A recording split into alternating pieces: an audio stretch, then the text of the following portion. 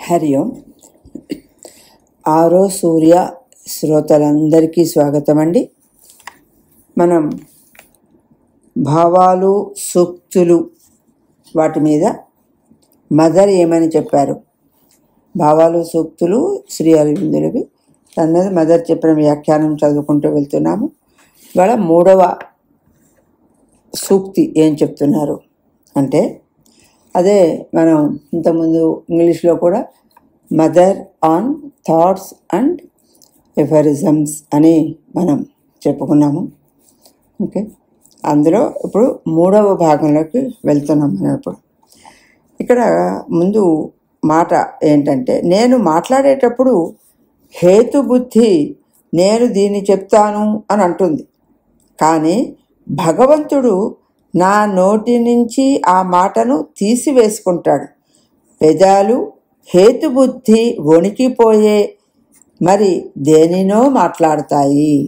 ఇలా ఎందుకు జరుగుతుంది అన్నట్టుగా, when I speak the reason says this will I say, but God takes the word out of my mouth and the lips say something else at which reason trembles. ఇది మనం ఇప్పుడు తెలుసుకోవాలి. ఇక్కడ అని శ్రీ అరవిందులు అన్నప్పుడు వారు తమను గురించి, తమ స్వకీయ అనుభవాన్ని గురించి మాట్లాడుతున్నట్లుగా అర్థం చేసుకోవాలి. వారు చెప్పేది సంకేతాత్మకమైనది అని మనం చెప్పవచ్చు. ఇక్కడ శ్రీ అరవిందులు చెప్తున్నది అది ఎటువంటిదంటే ఒక సిగ్నిఫికెన్స్ లాంటిది అని మనం గుర్తించాలంటే, సింబాలిక్ అన్నట్టుగా. సంకేతాత్మకం అంటే దానిని అనేక మందికి వర్తింప చేయవచ్చు, కానీ దురదృష్టవశాత్తు ఇది అలాంటిది ఏమాత్రము కాదు. అంటే ఈ చెప్పదలుచుకున్న దానిని చెప్పకుండా మరొక దానిని చెప్పడము అనే ఈ అనుభవం సర్వసామాన్యం.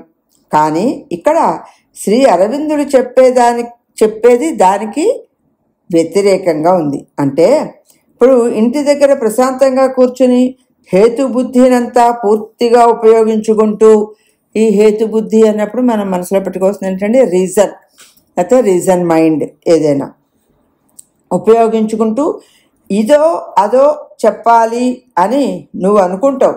కానీ చాలా తరచుగా నువ్వు మాట్లాడటం మొదలు పెట్టగానే నీ నిమ్న ప్రేరణలు అంటే మన లోయర్ ఇంపల్సెస్, అవి అకారణ భావావేశాలు, ప్రాణికమైనటువంటి చర్యలు అంటే ఏంటండి వైటల్ రియాక్షన్స్, వాటి వల్ల వాగ్వైఖరిని పట్టివేసి నీవు తగని మాటలు నువ్వు చెప్పేటట్లు చేస్తాయి. ఇది బాగా గమనించుకోవాలండి. ఓకే, ఇది ఈ హేతుబుద్ధి అనేటువంటిది ఇలాగ మనం ఒకటి చెప్పాలనుకుని ఇంకోటి చెప్తూ ఉంటాం. ఆ భావాలు అది అలా ఎందుకు జరుగుతుంది అంటే, ఇక్కడ జరుగుతోంది అదే, కానీ నేను చెప్పినట్లుగా మరో రకంగా జరుగుతోంది.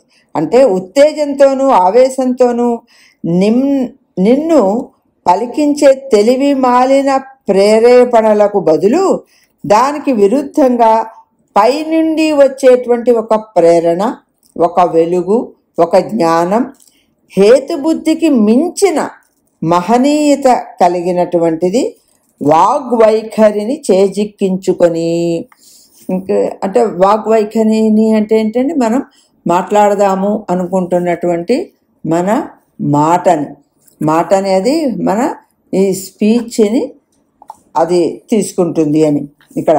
అంటే అత్యంత వివేకవంతమైన హేతుబుద్ధితో సైతం చెప్పలేనటువంటి విషయాలను నీవు చెప్పగలిగేటట్టుగా ఇవన్నీ చేస్తూ ఉంటాయి. ఏమండి, ఈ వైటల్, లోయరు, ఇంపల్సెస్, రియాక్షన్స్. అయితే శ్రీ అరవిందులు హేతుబుద్ధి వణుకుతుంది అన్నారు. అంటే ఉన్నత సత్యాలు మానవుల యొక్క స్థానంలో, అంటే హ్యూమన్ డొమైన్, అందులో స్వవచో వ్యాఘాతాలుగా అంటే ఏంటండి వాళ్ళు చెప్పేటువంటి వాటికి చాలా విఘ్నాలు కలిగిస్తూ, అంటే ఏదో అంటే పారాడాక్స్ అనొచ్చు, అంటే దానికి భిన్నంగా చెప్పేటువంటివి వ్యాఘాతాలుగా హేతుబుద్ధికి విరుద్ధమైనటువంటి వ్యక్తీకరణలుగా కనిపిస్తాయి.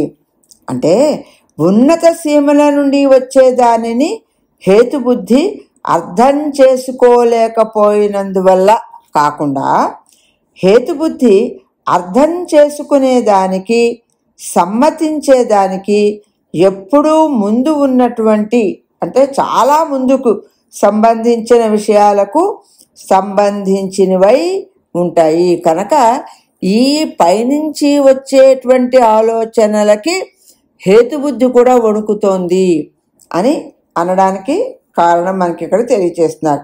ఈనాటి మానవ హేతుబుద్ధి దేనిని సహేతుకమైనది అనుకుంటుందో అది గతంలో ఒక సంక్లిష్ట విషయంగా, మతి లేనిదిగా భావించబడింది. చూసుకోండి, ఇవాళ ఇది రీజన్ మైండ్, ఇది రీజన్, ఇది అని అనుకుంటుంది. ఒకప్పుడు అది ఏమాత్రము అలాగా ఒక హేతు బుద్ధిగా, ఒక రీజన్గా ఉపయోగపడింది అయితే కాదు అని. అంటే ఇంకా కొంత ఖచ్చితత్వంతో చెప్పాలి అంటే ఈ ఆశించని సంక్లిష్ట విప్లవాత్మకమైనటువంటి వ్యక్తీకరణలు, అంటే ఈ ఎక్స్ప్రెషన్స్ అండి మనం చెప్పడం, వీటికి అన్నీ కూడా ఇవన్నీ మనలో జరిగేవే. ఈ తెలుగులో కొంచెం విప్లవాత్మకం అవి ఇవి అనుకుంటే మనకి ఎమోషనల్ అని, ఉద్వేగం కలిగించేటువంటి ఇవన్నీ కూడా ఇప్పుడు బయటపడుతున్నాయి. ఎప్పుడండి? హేతుబుద్ధిని వణికించి వేస్తున్నాయి. రాబోయే కాలంలో చాలా హేతుబద్ధమైన జ్ఞానంగా అవి అవుతాయి. అవే తిరిగి నూతన వ్యక్తీకరణల ముందు వణుకుతాయి. అది అంటే ఫస్ట్ మనం అర్థం చేసుకోవాల్సింది ఏంటండి, ఈ అసలు ఉన్నటువంటి ఈ సూక్తి ఏంటండి అంటే, హేతుబుద్ధి నేను ఇది చెబుతాను అని అనుకుంటుంది, కానీ అది చెప్పలేకపోతుంది. ఎందువల్ల? ఓకే, భగవంతుడు దాన్ని నోరు నొక్కేసేసి అది పలకకుండా వేరేది పలికిస్తూ ఉంటాడు. ఇటువంటివి ఎందుకు జరుగుతాయి అనే దాని మీద మనం ఇవన్నీ తెలుసుకుంటున్నాం. ఎప్పుడూ కదులుతూ ఉండేటువంటి, పురోగమిస్తూ ఉండేటువంటి, రూపాంతరం చెందుతూ ఉండేటువంటి దాన్ని, ఈ భావాన్ని ఈ సంక్షిప్త పలుకులలో శ్రీ అరవిందులు మనకి అందించడానికి ప్రయత్నిస్తున్నారు. కొంతకాలం పాటు మనం విషయాలను అర్థం చేసుకోవడాన్ని అవి కదిలించి వేస్తాయి. మనల్ని ముందుకు నెట్టడానికి ఎప్పుడూ చలనంలో ఉండేది ఒక ఉన్నత మహనీయ సత్యం వైపు నిరంతరం కదులుతూ ఉన్నటువంటి ప్రపంచంలో, విశ్వంలో అభివ్యక్తమయ్యేదంతా సాపేక్షమైనదే. మనకి ఈ యూనివర్స్లో మనకి ఉన్నది అంతా కూడా చాలా మనకి సాపేక్షమైనటువంటిదే అని చెప్పేసి ఇక్కడ మనకి చెప్తూ ఉన్నారు.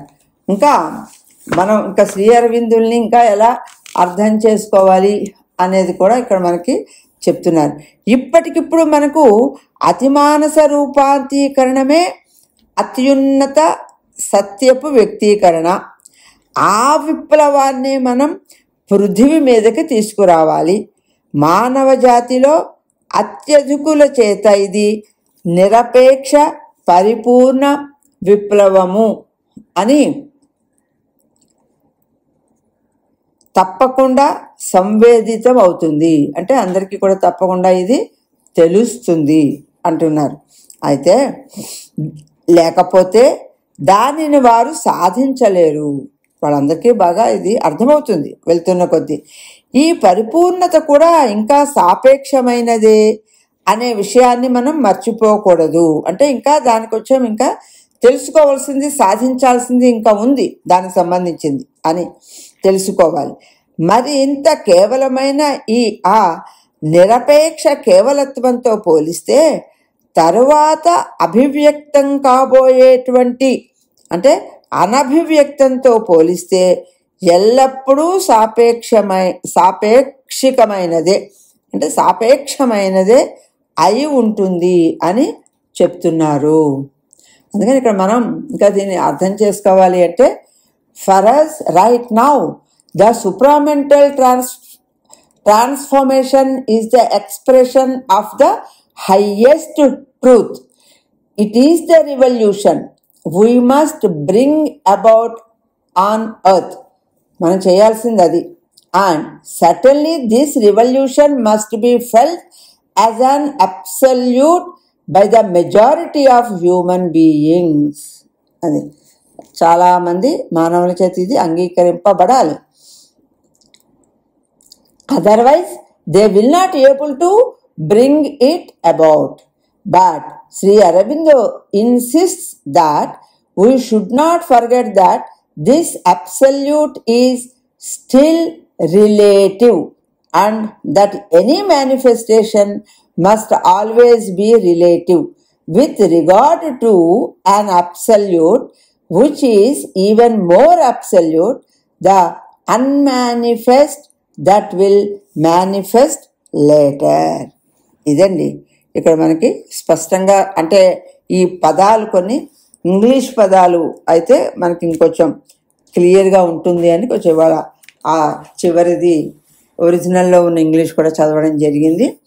ముందు ఇది ఈ సుప్రామెంటల్ ట్రాన్స్ఫర్మేషన్ అనేది అంగీకరించాలి.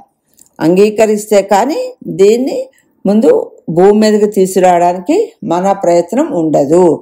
పైగా ఒకటి జరగాలి అంటే జరగనిది ఒకటి ఉంటుంది, అది చెప్తున్నారు ఇక్కడ శ్రీ అరవింద్.